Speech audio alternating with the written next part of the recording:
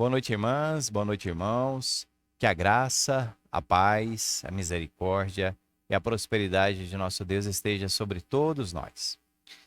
Hoje é quinta-feira, infelizmente, por causa da pandemia, nós não podemos nos reunir presencialmente. Então, estamos tendo só o culto aqui de forma online. Dessa maneira da gente se interagir e eu conto com a intercessão dos irmãos, com a ajuda dos irmãos, para que juntos possamos continuar celebrando ao Senhor, buscando a Ele, a vontade dEle para as nossas vidas e o que Ele deseja de nós aqui nesta terra.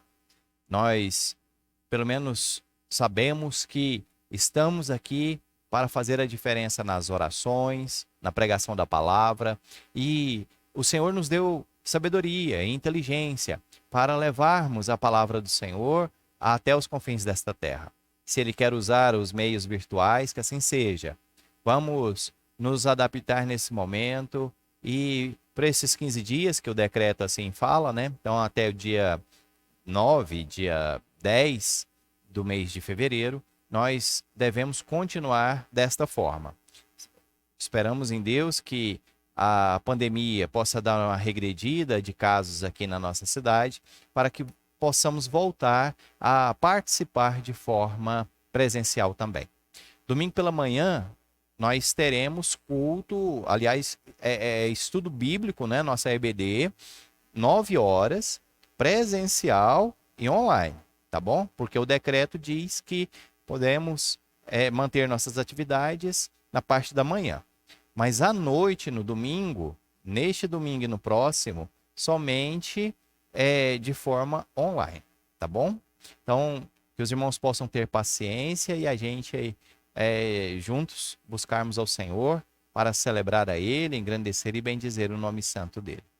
Eu quero te convidar a orar nesse momento, nessa noite, possamos clamar ao Senhor a presença dEle. Vamos orar? Querido Deus, amado Pai, em nome de Jesus, para a tua honra, a tua glória e teu louvor, nós aqui nos encontramos e somos muito agradecidos a Ti por tudo que o Senhor tem feito sobre nossas vidas. Perdoa nossos pecados, perdoe nossas falhas, nossas faltas, nos ajude a não pecar mais contra o Senhor, ó Pai. Abençoa cada irmã, cada irmão que está participando conosco agora, através dessa live, através desse culto virtual. Visita cada família. Visita, Senhor meu Deus, a todos nós.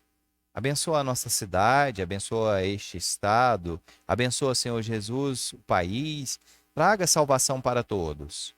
Hoje vamos falar sobre isso, vamos falar sobre salvação, por isso nós clamamos novamente. Venha sobre nós e nos ajude nesta hora.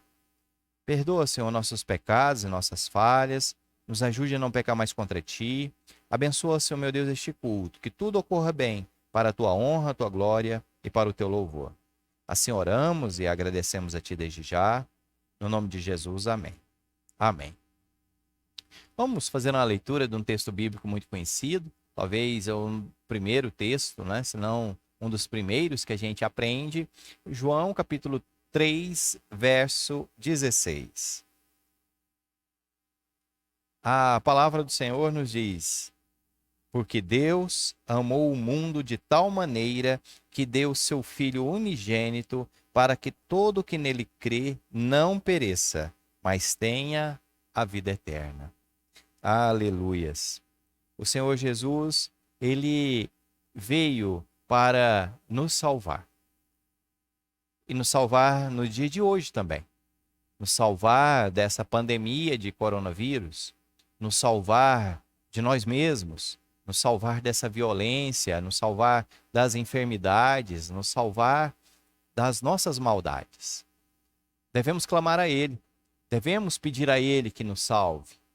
Não podemos ficar com o coração cheio de orgulho e acharmos que não dependemos mais de Cristo, acharmos que depois que o aceitamos, simplesmente num ato de jogar palavras para fora, isto já é o suficiente, mas não é bem assim. A conversão, ela exige o arrependimento constante dos pecados. Ela exige a humilhação nossa de nos colocarmos debaixo da vontade do Senhor dia após dia. Ela exige fé para crer naquele que prometeu que iria nos salvar. Cristo Jesus. Talvez nosso coração esteja assim meio frio, meio enrijecido, meio duvidoso. Mas eu digo às irmãs e aos irmãos, eu digo a você que participa conosco agora, creia no Senhor Jesus. Continue buscando a Ele. Deixe que Ele toque em você e te ajude, que te salve, que cumpra esta palavra, porque todo aquele que nele crê não vai perecer. E mesmo que a gente sofra o dano da primeira morte, nós não sofreremos de maneira nenhuma o dano da morte eterna. A separação de Deus. Nós podemos até sofrer neste momento, ter dificuldades neste momento, mas as tribulações desse tempo presente não se comparam com a glória futura. Eu quero convidar você a orar mais uma vez. Se você quer apresentar diante do Senhor algum pedido em especial, faça isso. Fale aí, né? Converse com o Espírito Santo, clame a Ele, para que esta palavra de amor, esta palavra de salvação, esta promessa de vida eterna seja efetiva em nossas vidas. Que nosso espírito nesta noite possa se sentir salvo, protegido, cuidado, mesmo que as circunstâncias digam o contrário. Nós temos a promessa e isso tem que nos bastar. Vamos orar? Santo Deus, amado Pai, queremos colocar diante de Ti a nossa vontade e submetê-la à vontade do Senhor. Pai amado, nós não sabemos orar como convém, nós não sabemos, Pai, buscar a Ti como o Senhor, meu Deus, deseja. Por isso nós somos totalmente dependentes do Teu Santo Espírito. Por isso nós somos totalmente dependentes do Senhor Jesus Cristo, do amor derramado sobre nós, do sacrifício dele ali na cruz do Calvário. Nós precisamos urgentemente do Senhor. Minhas irmãs e meus irmãos estão apresentando a Ti, ó Pai, a Ti, o desejo do coração deles. E o Senhor sabe o desejo do meu coração. Então que seja feito conforme a Tua vontade, ó Pai. Se o Senhor acha que convém, aleluias. Se o Senhor, meu Deus, entende que não é o momento ou que não é certo esse pedido que estamos colocando diante de Ti, aleluias. O Senhor tem o que é melhor para nós. Nós pedimos que o Senhor nos cure, que o Senhor transforme o nosso caráter, que o Senhor, meu Deus, nos dê vontade de viver, coragem para testemunhar dos Teus grandes feitos sobre nossas vidas. Cuida de nós. Fica conosco no decorrer deste culto. Assim oramos e agradecemos a Ti desde já. Amém. Amém. Meus queridos, hoje, por causa dessa situação de aglomeração, nós não teremos a participação do Ministério de Louvor, tá bom? Para domingo, no culto à noite, nós devemos fazer a participação, sim, ter, né, o nosso período de culto com a presença dos ministros de louvor. Mas nas quintas-feiras, nós vamos ficar sem nos reunir para poder cumprir melhor, né, com a questão desse decreto. Então, hoje, vamos continuar o nosso estudo sobre o ABC doutrinário. Vimos na semana passada sobre a situação do pecado e hoje nós vamos ver sobre a salvação. Começamos o culto lendo João 3,16, falando do amor que Deus demonstrou ao dar Jesus Cristo como sacrifício ali na cruz do Calvário. E cada gota de sangue ali derramada serve, tem alto preço, tem grande valor. E Ele deu este sangue precioso para salvar a mim e a você. Mas nós somos salvos do quê? Nós somos salvos de quem? Talvez você imagine aqueles desenhos onde aparece um ser, não é, de chifres com um rabo. Não que os chifres tenham rabo. Quem tem rabo é o ser, né? O Satanás. E ele tem um garfão de 3 dentes, não é? Um tridente, e ele fica ali naquele reino dele cheio de fogo, cheio de seca, coisas horrorosas. E tem aquele ser com o seu tridente dando ordens. Maltrata aquele, dá mais trabalho para esse, sapeque aquele outro ali, e assim por diante. Essa visão não é bíblica. Essa visão, ela pode ser muitas coisas, mas bíblica ela não é. Porque a Bíblia fala para gente sobre a questão do castigo, fala para gente sobre a questão do inferno, fala para gente sobre a questão do sofrimento. Mas nós somos salvos do quê? Eu quero convidar a você a acompanhar comigo alguns versos que a palavra nos fala. Vamos ver, primeiramente, Apocalipse 16, verso 1. Olha o que diz esse texto. Ouvi uma voz forte, vindo do santuário, dizendo aos 7 anjos: vão e derramem sobre a terra as 7 taças da ira de Deus. Olha, então, esse texto de Apocalipse 16 fala que o tormento que virá sobre os pecadores, sobre os seres que vão contra Deus, o tormento é provocado por causa das taças da ira de Deus. Então é Deus quem manda a sua ira sobre aqueles que erraram, aqueles que estão devendo para Deus. Porque o pecado é uma ofensa, é um prejuízo que se dá ao nosso Criador em primeira instância. Então, aqueles que vão contra Deus vão sofrer as taças da ira de Deus. E quem está fora, quem não tem pecado não vai sofrer essa consequência, mas quem tem pecado sofrerá sim essa consequência. Vamos ver mais outros textos? Mateus, capítulo 25, verso 41. Mateus 25, verso 41. Jesus aqui falando. Então o rei dirá também aos que estiverem à sua esquerda: afastem-se de mim, malditos, para o fogo eterno, preparado para o diabo e os seus anjos.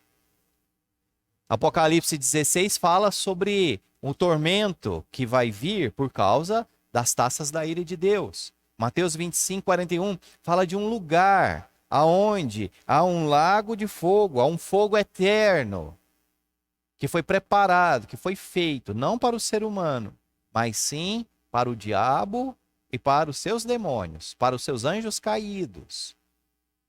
Mas se o inferno não foi feito para o ser humano, será que o ser humano vai para lá?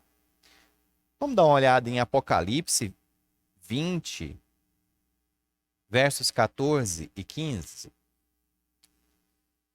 Então a morte e o inferno foram lançados no lago de fogo.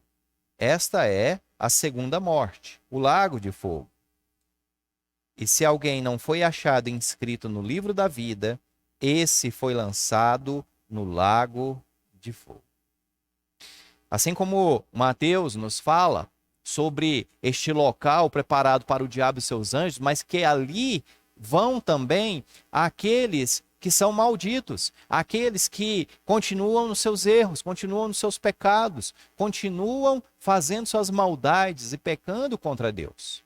E aqui em Apocalipse 20, nós vemos claramente que aqueles que não têm seu nome escrito no livro da vida, estes são os destinados ao inferno. Estes caminham para o inferno. Quando nós observamos o Novo Testamento, vemos que o ser humano, por causa do pecado, e isso aprendemos na quinta-feira passada, se você não tiver aí participado, então acesse aí o YouTube, acesse as nossas redes sociais e observe. Lá tem o vídeo que a gente trabalhou sobre isso, tem um culto que a gente trabalhou sobre isso. Então o pecado ele vem passando desde Adão e Eva até chegar a mim e a você. Ele vem na nossa carga genética espiritual, se podemos dizer assim, E ao nascermos, nós já nascemos com esta doença chamada pecado. É fato isso, João, capítulo 3, verso 16, diz que o preço deste pecado custou a vida de um inocente, a vida de Cristo Jesus. E Gênesis, no capítulo 3, fala que o pecado entrou no mundo e foi mandado, foi compartilhado com os descendentes de Adão e Eva. Ah, meus queridos, nós precisamos urgentemente de um Salvador. O cristianismo, ele se difere, entre outras coisas, de muitas religiões e de ideologias, pois ele afirma categoricamente que o mal entrou no mundo, o ser humano começou esta maldade por causa do pecado. E o ser humano é responsável por este mal, pois ele desobedeceu à vontade de Deus. O ser humano desobedeceu. Então, as outras ideologias dizem que o homem nasce neutro, nem bom nem mal, né? E que fatores externos como o governo, a sociedade, como a família, que levam a gente a ser seres maus. Mas a Bíblia não diz isso, ela diz que nós somos maus por causa do pecado. E o pecado todos nós, desde Adão, temos.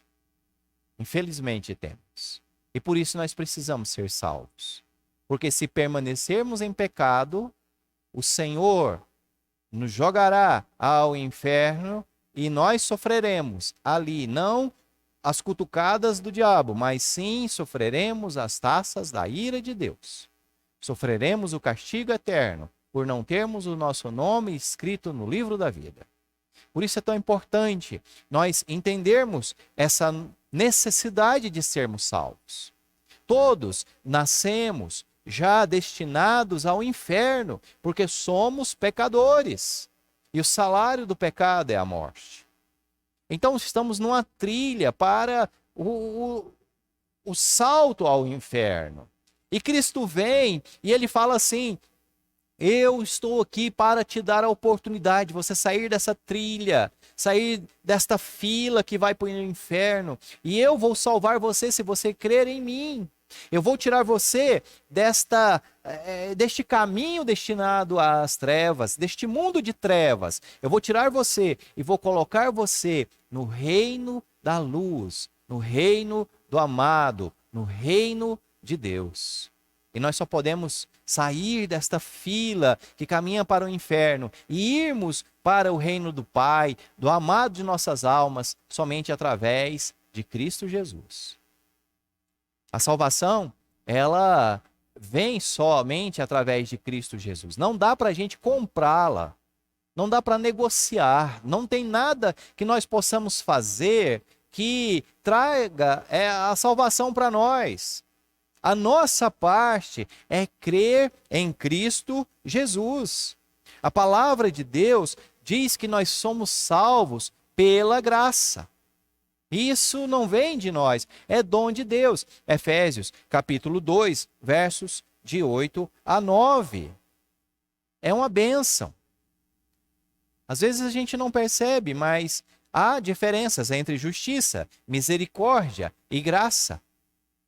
Justiça é dar à pessoa o que ela merece.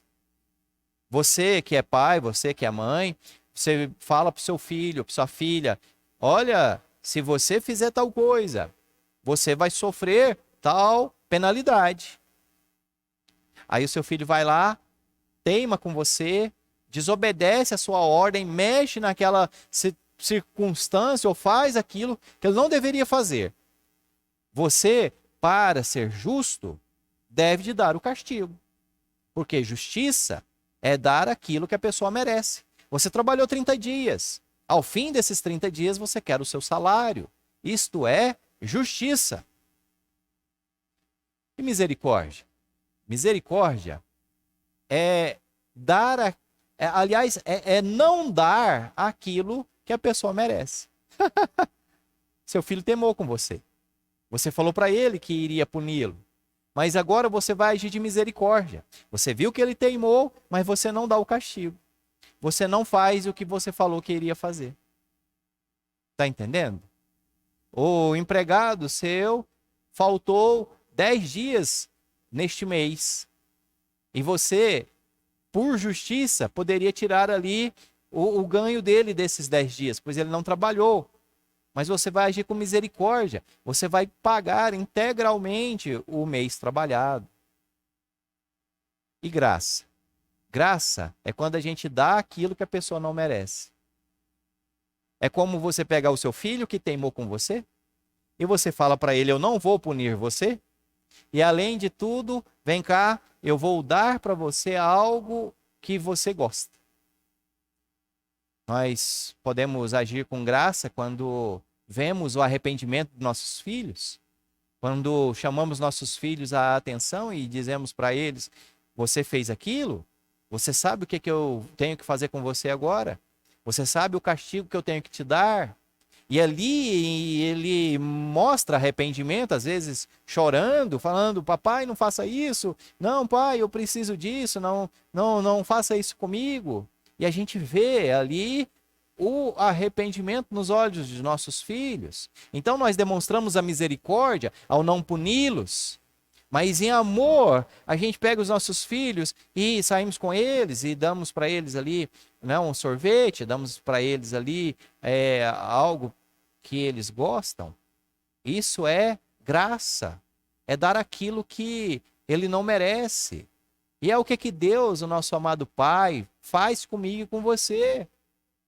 Ele vê, porque ele sonda o nosso coração, ele vê se nós somos arrependidos ou não. Se nós estamos com lágrimas verdadeiras ou se estamos com lágrimas de crocodilo. Lucas, no capítulo 15, fala para a gente sobre a história dos perdidos, não é? Nós temos ali uma moeda perdida, nós temos uma ovelha perdida e nós temos um filho perdido. Em determinado momento, esse filho perdido, depois que pecou contra o seu pai, abandonou a casa do pai, gastou tudo que tinha, ele agora, aos farrapos, com a barriga doendo, ele diz, eu vou voltar para a casa do meu pai. Eu vou voltar para ele e vou falar para ele que eu não mereço nada, que eu só quero estar ali, que ele pode me tratar como um escravo. Eu vou voltar para a casa do pai. O que foi que eu fiz da minha vida? Eu não quero mais isso para mim, eu quero voltar para a casa do pai. E ele volta. E ao chegar, o pai o recebe não com justiça. O pai o recebe com misericórdia e com graça. Deus sabe o nosso coração. Deus sabe como nós estamos voltando para ele. Talvez nós voltamos, mas ainda não nos arrependemos. Ainda não caímos em si. Nós lemos a Bíblia, nós frequentamos a igreja, nós fazemos até orações, mas o nosso coração ainda é orgulhoso. A nossa vontade ainda prevalece. A hora que as coisas começam a melhorar, a gente sai de casa de novo. Será que isso está acontecendo conosco? O arrependimento é um processo contínuo, meus queridos, porque, infelizmente, deste lado da eternidade, nós continuamos pecando. Não temos prazer no pecado. Não devemos ter. Se você tem prazer no pecado, se você rouba e sente-se satisfeito, se você se prostitui, cai em erros de ordens sexuais, se você deixa ser corrompido, se você é mentiroso, se você erra contra Deus e sente graça nisso, acha bom isso, então você precisa rever urgentemente a sua conversão. Porque aquele que se volta para Deus em arrependimento, esse não tem prazer no pecado. Não estou dizendo que não pecará mais, não é isso. Mas agora, nós não teremos mais prazer. Quando fizermos algo errado contra o próximo, quando fizermos algo errado contra Deus, nós não teremos mais prazer. Rapidamente nós vamos querer buscar a reparação, buscar o perdão, iremos confessar o nosso pecado. A salvação vem em Cristo Jesus, através do arrependimento, mas também através da fé. Hebreus capítulo 11, vamos dar uma lida? Em Hebreus capítulo 11, versos 1 e 2. Ora, a fé é a certeza das coisas que se esperam, a convicção de fatos que não se veem. Pois, pela fé, os antigos obtiveram bom testemunho. Vamos ver o 3 também? Pela fé, entendemos que o universo foi formado pela palavra de Deus, de maneira que o visível veio a existir das coisas que não são visíveis. Pela fé, Abel ofereceu a Deus um sacrifício mais excelente do que Caim, pelo qual obteve testemunho de ser justo, tendo a aprovação de Deus quanto às suas ofertas por meio da fé. Mesmo depois de morto, ainda fala. Pela fé, Enoque foi levado a fim de não passar pela morte. E aí a lista continua com os heróis. Mas o que é necessário a gente entender que a fé aqui ela não é contemplativa. Não é como você ler Hebreus capítulo 11, ficar ali observando, contemplando, olha, que legal, hein? Olha, esse aqui fez isso, aquele outro ali fez aquilo ali. Ah, tem mulheres também de fé, temos homens de fé. Não é assim. A questão aqui é ver o que essas pessoas fizeram pela fé em Deus e colocar isso em prática. Pela fé, nós testemunhamos, pela fé, nós agimos, pela fé, nós avançamos. Não é uma questão de explicação, mas é uma questão de ação. Eu creio, eu não sei o que vai acontecer depois da minha morte. Eu tenho suspeitas, eu tenho estudos que falam sobre isso, mas o único que voltou da morte para me contar alguma coisa foi Cristo Jesus. Mas eu creio que eu sou salvo, pois aquele que prometeu é fiel para cumprir. Eu vi, eu sei do testemunho, há registros sobre as ações do Deus que prometeu me salvar se eu cresce em Jesus Cristo. Então eu me arrependi, mas eu também criei. Fé é olhar, é acreditar, é praticar. Você está colocando a sua fé em prática? Ou você apenas contempla o que a palavra nos fala? Talvez você, minha irmã, meu irmão, você que participa agora conosco, está apenas contemplando o livro. Você conhece o livro. Você sabe como que o livro fala sobre Jesus, fala sobre o Espírito Santo, fala sobre a igreja. Mas você vive isso? Porque conhecer a palavra, até o diabo conhece. E conhece muito melhor do que a mim e a você. Mas a questão é, ele não pratica o que a palavra fala. E nós precisamos praticar o que a palavra fala. Se vamos ser salvos por Cristo Jesus, é preciso crer que Cristo Jesus existe, que Ele é abençoador daqueles que o buscam, que em amor Ele aceita o nosso pedido de perdão e Ele nos perdoa. A salvação, ela traz de volta a nossa origem, o que nós chamamos de regeneração. Quando Deus criou o homem e a mulher ali no jardim, Ele não criou o homem e a mulher pecador. Não criou o homem e mulher cheio de erros, cheio de brigas, cheio de dificuldades. Não. Então, quando nós somos salvos, o poder de Cristo, a ação do Espírito Santo, Ele vai nos regenerando, vai nos trazendo de volta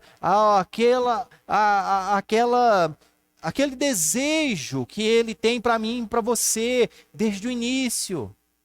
Nós vamos sendo regenerados, transformados à imagem e semelhança de Cristo Jesus. E essa regeneração, ela se concluirá quando eu e você tomarmos posse do corpo glorificado que Cristo nos prometeu. Paulo vai dizer isso em 1 Coríntios capítulo 15. O Senhor não nos fez para morrermos de Covid. O Senhor não nos fez para morrermos de câncer, para morrermos com gordura no fígado, não é? Com derrames, com ataques cardíacos, com doenças afins. Ele não nos fez assim para morrermos na mão do violento. Ele não nos fez assim. Então a regeneração, ela vai nos mostrando a vontade do Pai, ela vai nos trazendo de volta às nossas origens em Deus e vai culminar quando recebermos o corpo glorificado. Aleluias! Você que tem um problema físico aí, você que está com dor na coluna, você que está com dor de cabeça, dor nos dedos, não é? Você que lhe falta um membro, você que tem um familiar seu com a doença que não permite ele agir na normalidade, eu digo para você, espere em Deus, confia no Senhor, acredita em Cristo, pois Ele tem para nós coisas melhores. Aleluias! Quando cremos no Senhor, nós trabalhamos isso no domingo, né? Quando cremos no Senhor, Ele nos perdoa. O Senhor, Jesus Cristo, nos perdoa. E Ele diz o que você deve. Aliás, nós devemos a quem? Nós não devemos ao diabo. Sabia disso? Você não deve nada ao diabo. O nosso pecado, ele ofende a Deus. Então nós devemos a Deus. É como se eu pegasse, né, eu ouvi essa ilustração, gosto dessa ilustração, é como se eu pegasse um dinheiro e te emprestasse. Desse para você aí R$ 100. Não, agora a nota aumentou, né? Agora temos um lobo. Eu te desse aí R$ 200 emprestado. Eu te arrumasse R$ 200 emprestado. E você prometeu em 30 dias me devolver. Aí deu os 30 dias, né? O que eu espero? Que você me pague. Aí eu chego e falo para você, cadê meu dinheiro? E você fala assim, não, eu não tenho dinheiro não. Não consegui. Eu não vou conseguir te pagar. É muito dinheiro esse que você me emprestou, eu não tenho como te devolver. Aí eu olho para você e falo assim, então eu vou te matar. Eu vou te eliminar dessa terra. Aí, pá, te mato. Você morreu. Mas e o meu dinheiro? Eu recebi? Eu não recebi. Você perdeu a vida e eu perdi o dinheiro. Resolveu para ninguém. Continuo sem meus R$ 200 que eu te emprestei. Mas eu posso agir de forma diferente. Eu posso agir com graça. Olhar para você, ver o seu arrependimento, né? Ver o seu pedido de ajuda. E eu falo assim, olha, você não tem dinheiro para me pagar, mas eu vou fazer o seguinte, eu vou te dar R$ 200 agora. Aí eu pego os 200 e te entrego. Aí agora você tem 200, porque eu te dei 200. Aí você pega os 200 e eu falo, agora você tem com quem me pagar. Não tem? Você tem com quem me pagar. Você pode pegar os 200 que eu te dei e fala, tá bom, tá aqui. Eu quero pagar minha dívida, tá aqui. Ou você pode pegar os 200 que eu te dei, ó, e ir embora. Foi-se embora. É mais ou menos assim, guardando as devidas proporções, que Deus faz comigo e com você. Ele olha para nós e fala assim, tá na hora da gente acertar as contas. E nós dizemos, eu não tenho dinheiro. Eu não tenho como pagar o meu pecado. Eu não tenho como pagar aquilo que eu te devo, Senhor. Então ele fala, eu estou te dando Jesus. Se você crer nele, se você se arrepender dos seus pecados e aceitar o que Cristo tem para te dar, Cristo vai pagar a sua dívida. Eu posso falar, sim, eu creio. Eu acredito que Cristo vai pagar a minha dívida a Deus. Que Cristo vai fazer o que eu não posso. Que Cristo tem condições, sim, de pagar a dívida que eu tenho junto ao Senhor. Se eu fizer isso, então, no ambiente jurídico, sendo Deus o juiz, ele vai olhar para mim e vai falar: você não deve mais nada, pois Cristo justificou você. Cristo colocou sobre você o crédito que ele tem comigo. Ele escreveu o seu nome no livro da vida, e todos aqueles que estão no livro da vida estão justificados, já têm suas dívidas pagas, pois Cristo tem crédito comigo. É assim que Jesus Cristo bem representa na cruz do Calvário, quando ele diz, de braços abertos: está consumado. Tetelestai, está pago, não devo mais nada. Eu tenho muito crédito para salvar todo aquele que crer em mim, disse Jesus. Ninguém mais pode nos acusar de pecado diante de Deus. Diante da sociedade, nós temos nossos crimes a pagar. Nós temos os nossos erros a serem corrigidos. Mas, diante de Deus, Satanás não pode mais nos acusar, e ninguém mais pode, pois Cristo pagou o preço da nossa salvação. Se somos salvos, será que podemos ter certeza disso? Eu quero ler brevemente 2 textos com os irmãos. Um se encontra em João capítulo 5, verso 24.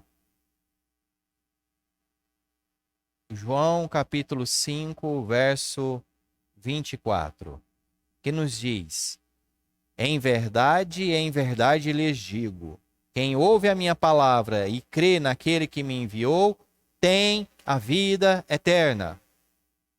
Não entra em juízo, mas passou da morte para a vida. Veja que Jesus, ele garante a vida eterna. Ele já diz que quem crê nele e crê naquele que o enviou tem a vida eterna. O outro texto é 1 João,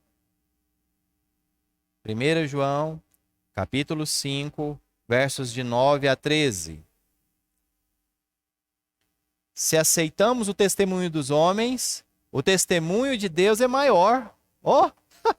Você acredita em que os homens falam? Pois bem, o testemunho de Deus é maior, a fala de Deus é maior. E este é o testemunho de Deus que ele dá a respeito do seu Filho. Aquele que crê no Filho de Deus tem nele esse testemunho. Aquele que não dá crédito a Deus faz de Deus um mentiroso, porque não crê no testemunho que Deus dá a respeito de seu Filho. E o testemunho é este: que Deus nos deu a vida eterna, e esta vida está no seu Filho. Quem tem o Filho tem a vida, e quem não tem o Filho de Deus não tem a vida. E estas coisas escrevi a vocês que creem no nome do Filho de Deus, para que saibam que têm a vida eterna. Aleluias! Todos aqueles que creem em Jesus têm a vida eterna. Mesmo que você não sinta, você não precisa sentir, você precisa crer. Você precisa acreditar. Creia no Senhor Jesus Cristo e você será salvo. Ele dá esse bom testemunho. Nós somos salvos pela graça de Deus. Nós somos salvos pela graça de Deus em Cristo Jesus. Somos regenerados em Cristo Jesus. E isto, quando nós nos arrependemos e em fé vamos até o Senhor lhe pedir perdão. Deus dá esse testemunho de que quem crê em Jesus tem a vida eterna. Está na hora de nós crermos mais. Talvez nós precisamos ter um avivamento, ter uma renovação da fé. Clamar, como diz Paulo, em Romanos capítulo 8, versos de 15 a 16, clamar ao Espírito Santo, que testifique ao nosso espírito que nós somos filhos de Deus. Eu quero convidar você a orar nesse momento.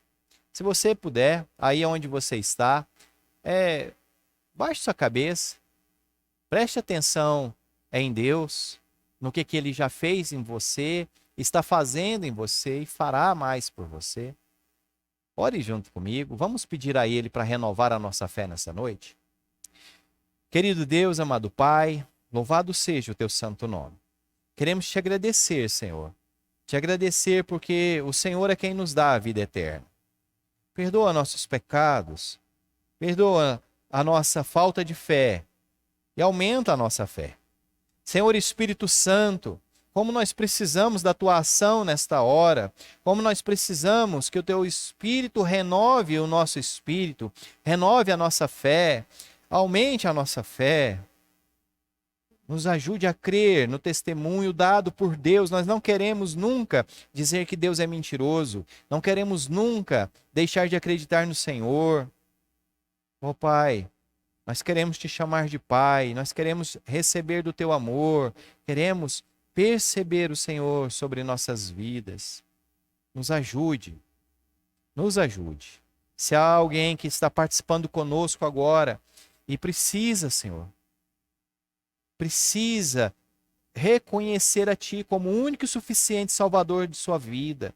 Que hoje seja esta oportunidade, que hoje seja esse dia, que hoje o Senhor faça o milagre, assim como o Senhor fez em nossas vidas, que o Senhor faça na vida desta irmã, deste irmão nesta noite.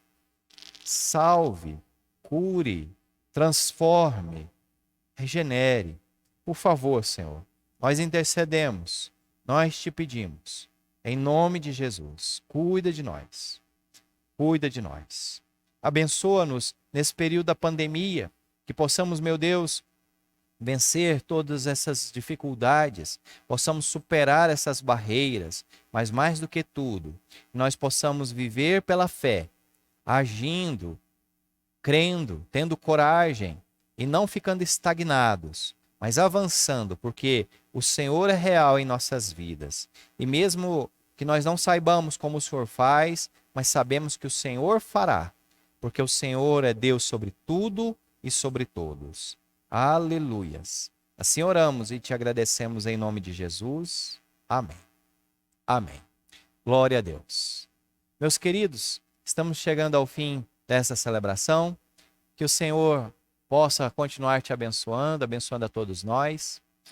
No domingo pela manhã, 9 horas, escola bíblica presencial e a transmissão. No culto à noite, às 19h30, só online, tá bom? Não vai ter presencial por causa da nossa obediência ao decreto. Se você precisa de ajuda, se você precisa conversar comigo, pode entrar em contato. Estou à sua disposição. Continue orando pela igreja, intercedendo pela igreja, ajudando a igreja com seus dízimos e ofertas, que possamos trabalhar bem, possamos superar nossas dificuldades e necessidades e abençoar aqueles a quem Deus quer bem. Deus abençoe a todos, tenham um ótimo final de semana, uma ótima noite, em nome de Jesus. A paz do Senhor.